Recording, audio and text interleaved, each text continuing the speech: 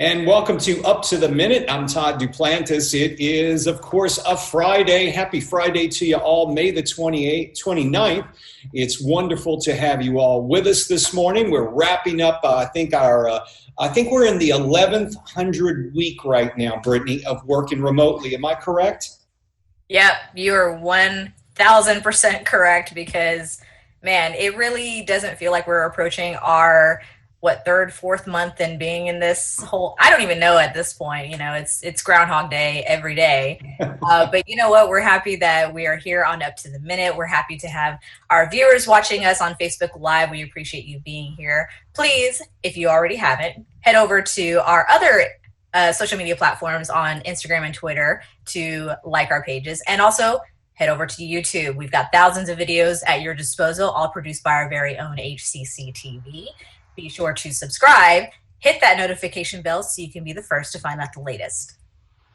Thanks, Brittany. We'll be back with you momentarily. Michael Garfield, the high-tech Texan, joins us this morning. Michael, sports is back somewhat. We'll talk about that shortly. Yeah, somewhat. Yeah, everybody's putting rules together. Are they coming back? Are they not? And how about Governor Abbott just a few days ago? Now we can have a certain amount of fans in the state of Texas for football. So I've got the latest updates on that. That's going to be interesting. Thanks, Michael. We'll join you in a few moments. And we also have Kimberly Cade with our marketing program here at HCC. Good morning, Kimberly. Good morning, Todd. And thank you for the invitation today. Absolutely. HCC had a very special recognition. We're going to talk about that in a few moments. But we're starting with another Kimberly Penn, our brand new entrepreneur in residence at HCC Southwest. Kimberly, welcome to the show. Good morning. Thank you. Thanks for having me.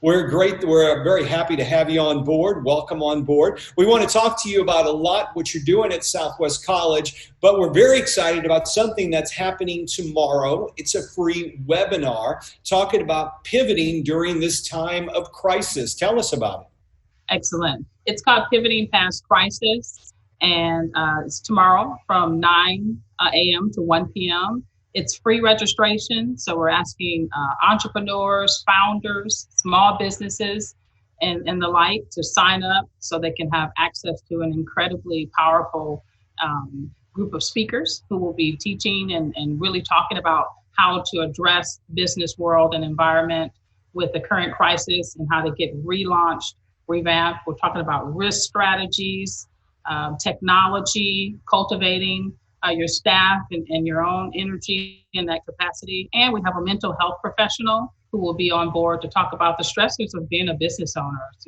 incredibly stressful on a good day, and it certainly is incredibly stressful at this particular time. So it's an amazing platform that we're hosting this event in. So I know everyone has Zoom and WebEx fatigue, but we'll be using software called Hopin, and it's like being at a conference at the stage, expo room, and some other pieces. And so sign up now so that we can get you going back in the right direction and getting relaunched. You know, this comes at a very crucial time for small businesses and really any business owner right now, because everyone seems to have had an issue because of COVID in one way or another. Many businesses have had to shut down. Many have had to lay off or furlough employees. Some of them are trying to get get their feet back on the ground. They're having to go out and hire new employees. Right. So this is a very trying time for a lot of businesses. That is correct. One of the speakers is David Riggenbaum, who is the other entrepreneur in residence, our original entrepreneur in residence, and also the head of the HCC Foundation. He's going to speak specifically about risk mitigation and strategies. How do you bring your staff back in safely? And your customers, for example, if you should have a storefront, restaurant, business of that capacity where you're meeting face-to-face with your clientele. We're also going to have a banking panel with a number of banks that will be participating to talk about how to build banking relationships. There were so many organizations that weren't ready to apply for PPP. We're going to talk about what you need to do to really establish those type of relationships so that maybe you can go back through this particular program, but certainly how to be ready in the future to work with your banker, for example. I also see that you guys have a special session for CEOs, business owners. Tell me a bit about that. That's correct. That's going to be with Austin Tennant, who is the other entrepreneur in residence. Right. It's a special CEO roundtable It'll give CEOs an opportunity to not only talk to like-minded individuals, but also how to form their own roundtables as they leave this particular event, so that you have those folks that you can go have a adult beverage with, or a cup of coffee or something, and just really share resources and some of the challenges of being business owners. It's nothing like being shoulder to shoulder with folks who may be experiencing some of those same things or have worked through some of the challenges that you may have. Now, tell us, some people may not be familiar with the Entrepreneur in Residence position. Tell us exactly about your position and what you do. Absolutely. Entrepreneurs in Residence was something that David Riggenbaum came up with. There's a total of 4 of us across the district at this time. It's a volunteer position, believe it or not. We spend a lot of our time and resources basically helping HCC either connect with entrepreneurs, mentoring, coaching, bringing in some of our corporate partnerships, and just really working with faculty, staff, and the community, because it is a community college, to strengthen the pipeline to what we know is the backbone of the American economy, which is the small business owner, for example.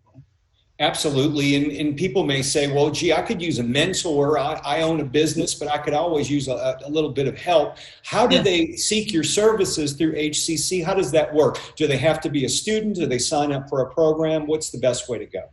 No, they don't have to be a student, although we do work with students, faculty, and staff. But again, we also work with the community. And so just go to the fantastic HCC website, lots of information there, but head over to Entrepreneur Initiatives, and you can do some drop downs and get over to where the Entrepreneurs in Residence are for your part of the district, whether you're Southwest or Southeast and things, for example, and you'll be able to get in touch with the Entrepreneur in Residence. Now, we've had to pivot just like everybody else. And so instead of the face-to-face, we're spending time doing virtual sessions with folks. And so we're available in that capacity, phone calls, but we also have a number of workshops and classes that we can connect either beginning startup founders, for example, or those folks who have been in business but just really need some fine tuning, so to speak. Do you find yourself busier now that we're working in a virtual world where there's more need for your services with virtual visits and mentoring sessions? I do. I think that all of us, if I may speak on behalf of the other entrepreneurs in residence, we're focusing in on some of our strengths and covering, some of the areas that meet the demand of those who really need a lot of assistance and support right now. And so don't hesitate to reach out. We cost nothing. We're part of the HCC ecosystem. And so to interact with the entrepreneur in residence is just a matter of getting on our schedule. And again, we try and work with you where you are, and that includes convenient times, for example. So I'm a big techie. I'm a high-tech maven. So I really enjoy the opportunity to jump onto some of these, Zooms and sessions. All I do is caution people on fatigue, schedule your time accordingly so that you're not all over the place and being busy more so than productive. Boy, I get that, because it seems like even though we're working at home now, it seems like we're busier than ever, working, into the night. Whenever there's a phone call or an email, you're available to respond to it. So you really have to rein that in. You said you're a techie. Tell us about something called Tech Pack. That's in my notes here, and I wanted to get your pitch on that. Sure. Well, I opened the first woman-owned tech company 27 years ago in the state of Texas. I feel like there's a bunch of little Kimberly Penns and Michael Garfields running around, for example, and we just have to get them the access that they need, the true access to touching STEM-related activities. It's one thing for someone to show you something. It's another thing for you to actually participate and even break things such as drones and build with Legos and pieces. So every year, typically, this year has been a challenge, of course. We have a big tech event. Comcast is our premier sponsor, along with my company, Webtropolis, and Contura Codes, which is another organization. And we work with SHIP, which is the Society of Hispanic Professional Engineers. So, and also the equivalent of that in terms of with the African-American engineers here in Houston. And we have these folks working directly hand in hand with K through 12th graders and some college students as to how to go about doing a number of activities.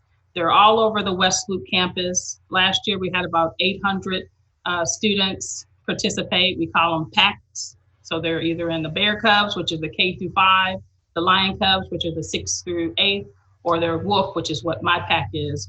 And we go around and we just really work in these packs and learn more about STEM, but hands-on, hands-on, hands-on. It's a great event. It's a once a year, and we moved it this year, so we'll look to relaunch it sometime either later in the year or next year. When you do, we're going to hook you up with another guy who's on this show, another techie, I believe, the high-tech Texan, Michael Garfield, is there as well. You two have never met, Michael, but it sounds like y'all have the same things in mind. We do. First of all, Kimberly, it's great to see you. And I'm careful with the high-tech Maven. I may have trademarked that also years ago. We'll see what's going on. But great information, seriously, and congrats on your success. I'm really big into STEM projects, women-owned businesses, and it seems like almost 3 decades ago you created yours. And so I certainly would love to hear more. Absolutely. I'll be in touch with you, Michael. Thank you so much. You got it. And tell us real briefly, before we wrap up, Kimberly, about the the business plan competition, because I know you're involved with that, and the companies that are involved with that as well.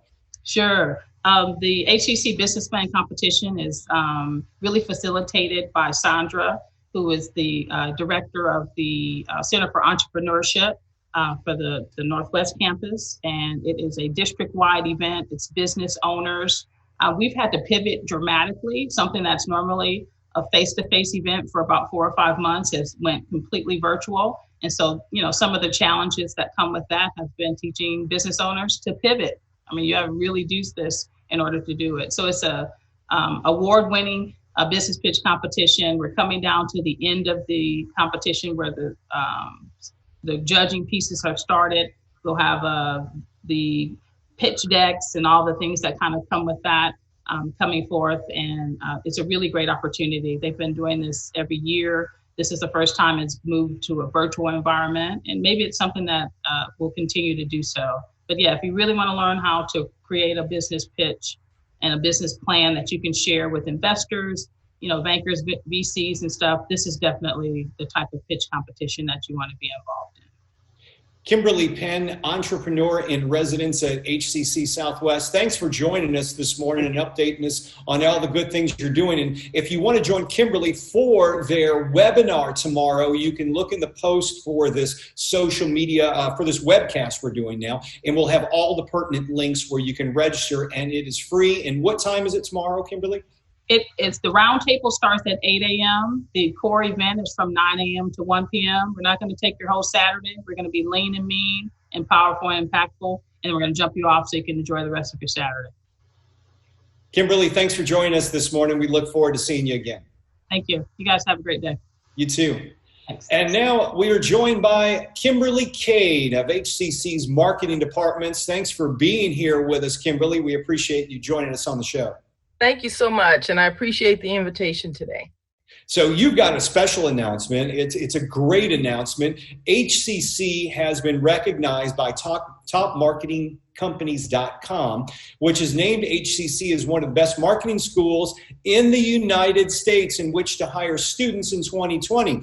Now, this is about our students, and our students are doing a great job, but it's because of your marketing program. We're talking about not the external marketing here at HCC, but our marketing program where we teach students.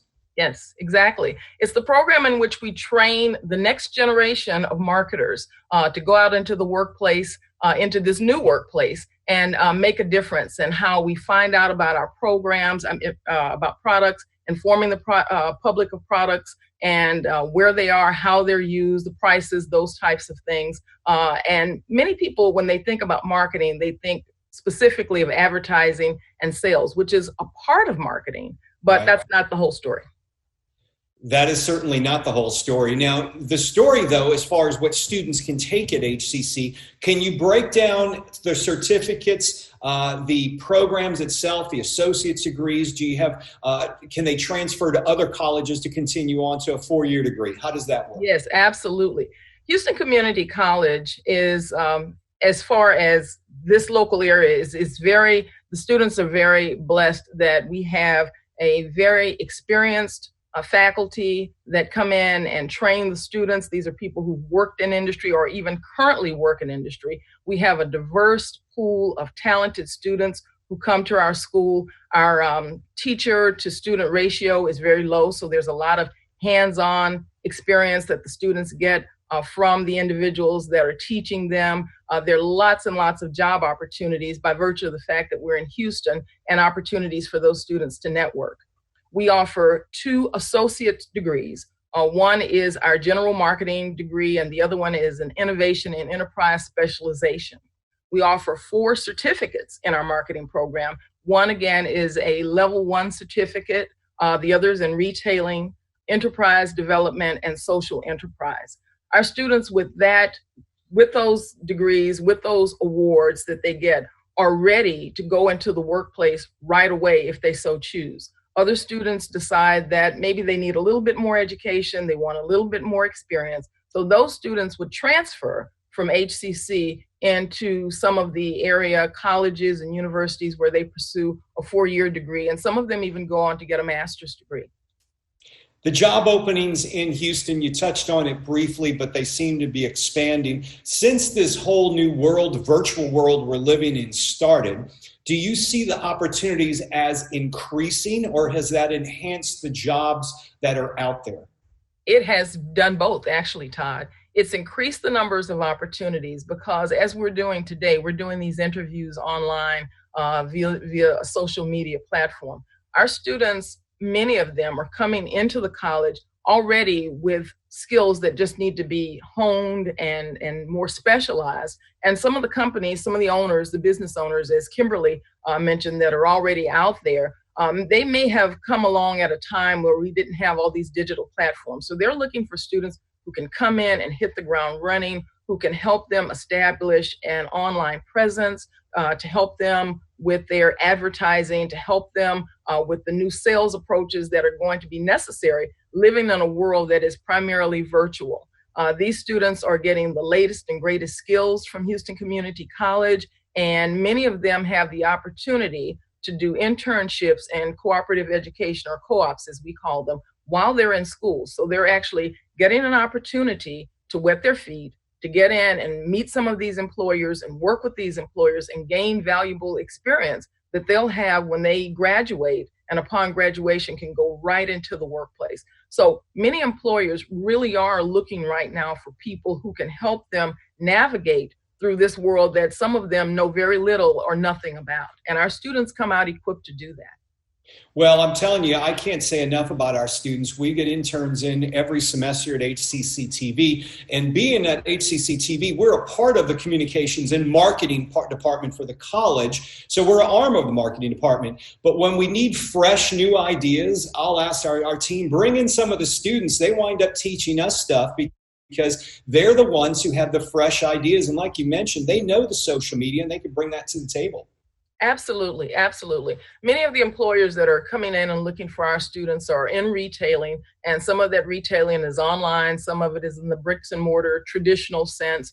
We have people who are coming in from various hospitals in the area. As you know, Houston has a world-renowned medical center, and many of those institutions are also looking for marketing people and students to come in and help them. We have been surprised with the numbers of small businesses that come in and ask for our students. Many of them are looking for them to come in as interns or just student part-time workers to come in and help them manage their social media presence. And those students are more than ready and able to do that. And we have a number of the area sports teams that have hired our students while in school and upon graduation to come in and work with their marketing program. So we're really, really proud of that, and proud of our students who are able to meet the challenges as they're presented to them. So now we're in the top in the top ranking for the marketing programs among the colleges in the nation. How do we stay there?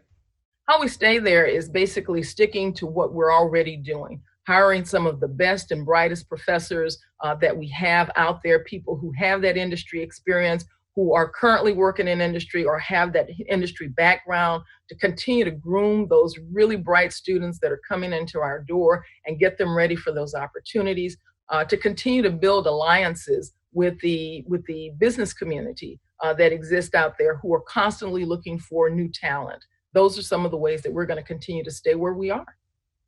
Well, Kimberly, I'm going to tell you right now, send your students our way. We're always looking for good interns, and I want to work with you guys as we move forward. You guys are always welcome at HCCTV, and we'd love to have some of your students on board. Thank you so much, and we welcome the opportunity. Kimberly Cade from HCC's marketing program, great acknowledgement. Congratulations again for being recognized. Thank you so much. Thank you for it. Thank you, Kimberly. We're going to move on to Michael Garfield, the high-tech Texan. Michael, thanks again for being here on this Friday. You got some big plans for the weekend? Yeah, well, I got the radio show tomorrow, which is, you certainly know, we've partnered with the HCC for such a long time. It's 11 o'clock a.m. on 9:50 a.m. And I don't know, we're just determining the weather. You know, sometimes if the weather's not too good, it's good people stay inside and listen, but you can always listen to us on the radio or that iHeartRadio app. So we're going to talk about technology, so I hope Kimberly Penn actually listens in.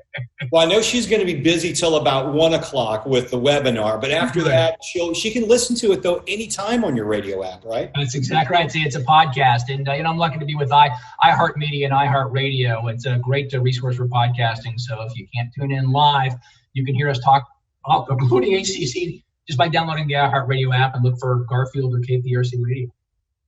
Well, Michael, we want to talk about sports. Sports is coming back. Governor Abbott made a big announcement where he's going to allow about, 25% of the people into outdoor stadiums. But here's my big question, and I'm in a quandary for this. The NFL is saying, hey, guys, we're going to start on time, and we're going to have a regular season.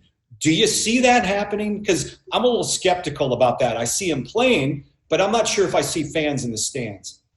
Let's start with this. I'm skeptical about everything for the rest of our lives. That's number one, because we don't know what's going on.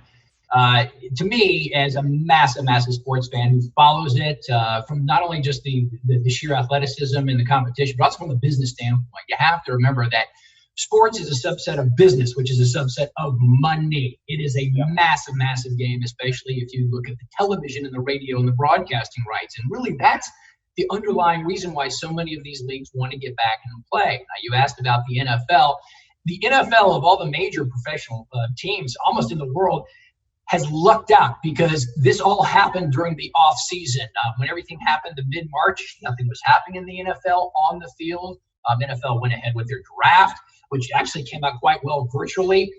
They still don't need to report on a regular basis to OTAs or their training camps until June, and then we still have another 100 or so days before the end of August, early September, when they would start it. We don't know what's going to happen then.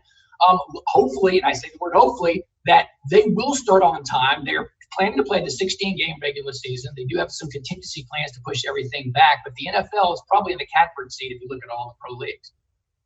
Well, we also have some stadiums that have retractable roofs here in Houston, and there's one up in Dallas as well. And, it's fortunate, but I don't know if I want to sit through a game in August with the roof open at like noon. That's pretty darn warm, Michael. Here's the interesting thing that happened this week. Governor Abbott announced 2 days ago that in Texas, pro teams, he did not talk about college, which is interesting, but pro teams, and let's just go with football. There's only 2 pro teams in football. There's the Dallas Cowboys, and there's another team here in Houston. But they have phenomenal stadiums. But wait a minute, they're not technically outdoors. They have roofs over them. But wait a minute, they're both retractable roofs. And so while this hasn't really been talked about I thought about it. By opening the roofs, they do technically become outdoor stadiums. So it was a lot of foresight that Jerry and the McNair family actually built these things to open up. That could get around the rule, which Abbott was thinking. Now, the other question is, all right, let's say they're outdoor stadiums.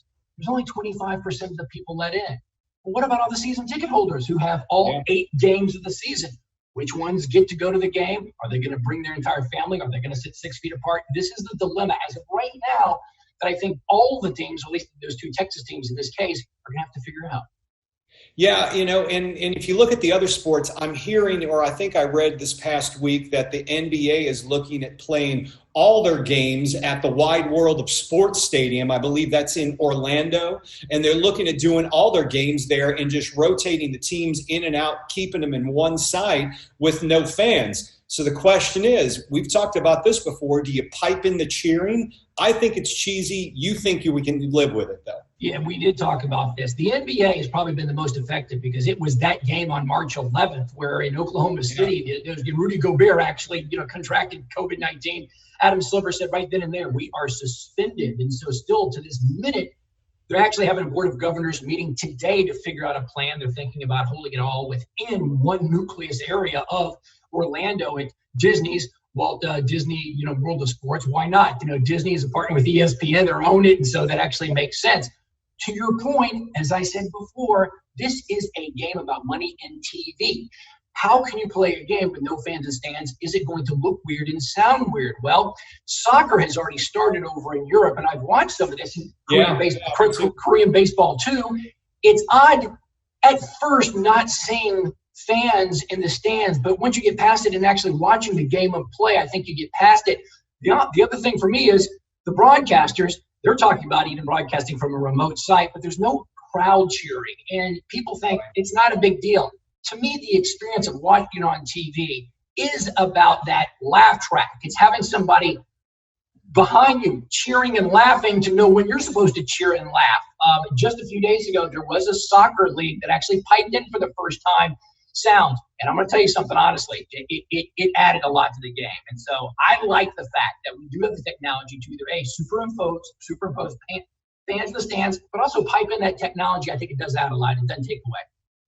Michael, we're headed into a weird world, but it's going to be interesting to see how this shakes out because, and we also talked before the broadcast, race car is back, or NASCAR is back, and they've already figured it out, and they're doing races with no fans in the stands. They have, and this is a great example. Now, if there's any league or any professional sport that actually has figured out the business sponsorship partnership, it is NASCAR without a doubt. They actually have done, a number of different races, and I'm not gonna say you really don't need fans because there's a lot of revenue over there. But the fact is, the drivers are doing a good job of social distancing and they're wearing masks with the interviews, but they're looking at revenue opportunities. Now, as they have wide shots of stands and they're blank right now, what NASCAR is starting to experiment, they're using CGI to actually superimpose advertisements where the empty seats are. And I looked at you last time, but it is absolutely brilliant because, the soccer teams do this too. They superimpose, and you can look at baseball. If you look behind the baseball, they'll superimpose ads that you cannot see in stadium, but you can see on TV. So the revenue is something about $3 million, I think, maybe per race that the NASCARs can get to. So I love the opportunity. I like NASCAR thinking about it. And if there's nobody else in the stands, don't think all these other leagues want to make up revenue. They may have to go that way by just putting those digital ads where fans used to be. Well, why not? If you're the NFL or you're the NBA and you want to, try to make up that money you're losing with the fan ticket sales, sell the seats, sell it to advertisers. Why not? I see that as a better option than superimposing fans in the stands. I just think. Two quick things. Let's talk about the other two major pro leagues. You got the NHL. They've got it together. They've announced they're coming in. They're going to start the playoffs. So the NHL. I know Houston doesn't have an NHL team like that, so people could maybe just thought about not a big deal, but it actually is a big deal because they certainly have a TV right. But the fact is, there's one more. There's this thing called Major League Baseball, and so while NHL is ready to roll, NFL is ready to start the season on time. The NBA is about ready to announce what's going on. Here we have baseball with its contract player owner discussions. It's all about the money, and I think it's a bad mistake. It's a bad look for the contract talks to be going on instead of just coming up with a plan. This is an inherent issue with baseball, the guaranteed, the non-guaranteed contracts, and it's all about the lawyers right now. So I do feel sad for baseball because no one knows what's going to happen with that. Well, there's a lot of folks disappointed in baseball in this city for many reasons, and it was way before COVID hit, too. You know how that goes, yeah. Exactly. What's the sign, my friend? What's the sign? The sign to sign out. That's right. Michael Garfield, the high-tech Texan, we appreciate you being on the show, and we look forward to listening to you tomorrow at 11 a.m. 9:50 a.m. and iHeartRadio. I appreciate it. It's always great being on here. Thanks, Michael.